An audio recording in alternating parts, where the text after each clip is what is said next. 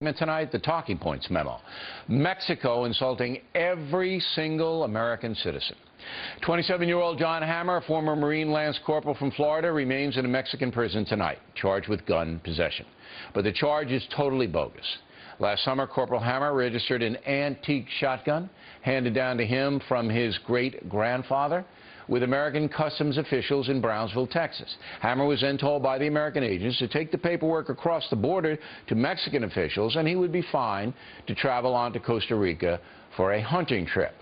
When Hammar did check in with the Mexicans in Matamoros, he was promptly arrested and charged with carrying a deadly weapon. That was last August. Despite many attempts by the U.S. government to get Hammar released, Mexico will not do it. And so he sits in a filthy prison 10 days before Christmas. That's simply unacceptable. Everybody knows Corporal Hammar did nothing wrong. So why doesn't Mexico just release him in the name of goodwill? For years, Talking Points has been telling you that Mexico does not act like a friend to the USA. In fact, I've stopped going to the country because I do not believe they are looking out for us. The Jon Hammar case proves this. Mexico's new president, Enrique Peña Nieto, should release Hammar immediately, right now. We understand high-level negotiations are taking place, and there is some optimism the corporal will soon be free. But why is it taking so long? And how did it ever happen in the first place? We will stay on the story. And that's the memo. Now for reaction, joining us from Washington, Congresswoman Ros Lehtinen, who is deeply involved in the case.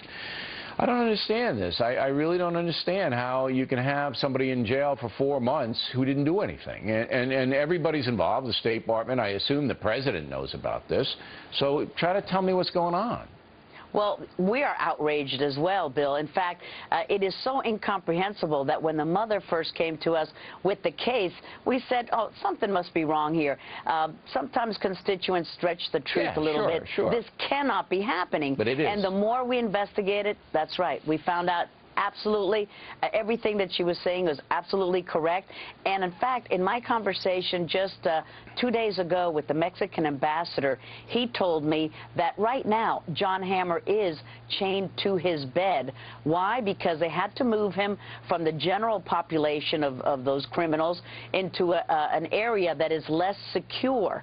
And in that area that is less secure, it is so unsecure that they fear that he will escape, and in order to overcome that fear, they have chained him to his bed. Does the Mexican ambassador, when you talk to the Mexican ambassador, does he justify this? I mean, he doesn't have the power to release him. I guess the Mexican Attorney General will have to do that.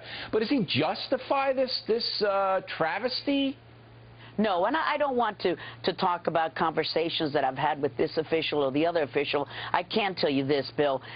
The Mexican government is probably even going to be powerless because they believe that they're under siege by these drug lords, and they have ceded control to these gangsters. And so the folks who are administering this terrible prison is not the Mexican government, but these drug lords. So are you telling me, Congresswoman, are you telling me the president of Mexico does not have enough power to release this American from that filthy prison in Matamoros? Is that what you're telling me?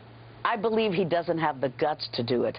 Does he have the authority to do it? Yes. Of course he does. And this is a case that will put him to the test. You know, this is a country whose leader after leader, they love to lecture the United States about how badly we supposedly treat illegal immigrants, hogwash. And here is another case, because it is not an isolated case, of an American unjustifiably imprisoned. And so we call on this president to do his duty and release well, I want our president to do something, too. I want Barack Obama to speak out about this. He has remained silent. So has Secretary of State Clinton. But look, I understand this much, and I think you just hinted at it.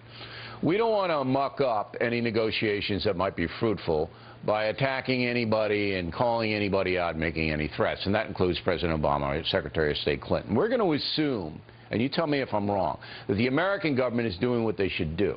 I'm assuming they are doing what they should do. Am I right? Is that right? I don't get that feeling yet, Bill. Maybe I'll get that feeling next week. So you want more pressure put on by Secretary Clinton and President Obama? Do you want more pressure? Absolutely, and that's why Okay. I've reached out to my congressional colleagues. Over 50 of them have already signed a bipartisan letter to Hillary Clinton and Janet Napolitano, the head of Homeland Security, calling for their advocacy for Jon Hammar's They need release. to get out in front of this. I mean, you know, the news media, the Factory, and you and Senator Nelson, although he didn't make himself available this evening, and he should have, you guys have been out in front. All right, look. We'll give it the weekend. We'll come back Monday. We'll see where we are. We'll keep in contact with you, Congresswoman.